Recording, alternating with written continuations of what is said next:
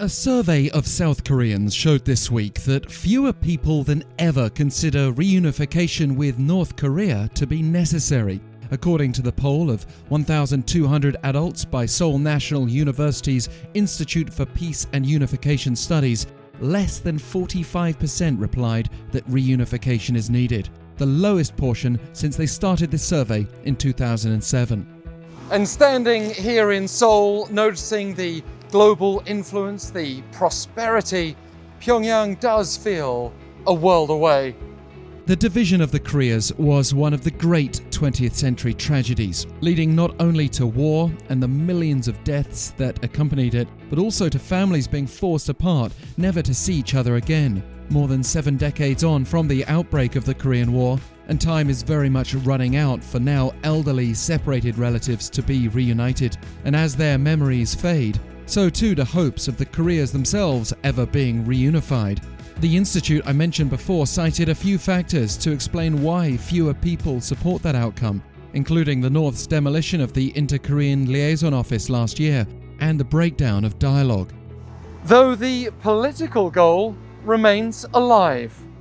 With North Korea finally resuming contact via those inter-Korean hotlines recently, there may be cause for some optimism again, at least that we might see a return to higher-level talks.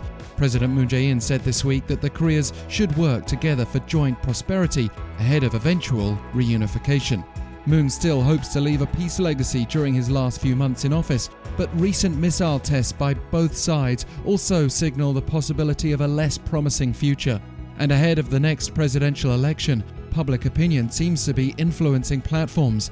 The right appears to be less committed to reunification plans, while even on the left, frontrunner Jae-myung has spoken of a peace economy on the peninsula, but has also conceded common ethnicity no longer justifies joining the Koreas as one nation.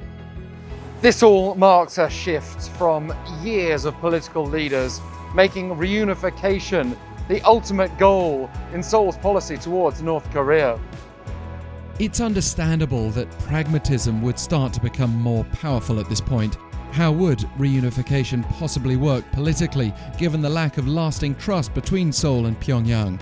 The prospect of economic unity is also seriously hampered by sanctions targeting North Korea's nuclear weapon ambitions. But if there is a way, despite North Korea's well-documented poverty, Goldman Sachs previously reported that a united Korean economy could overshadow Japan or Germany if allowed to prosper over 30 to 40 years.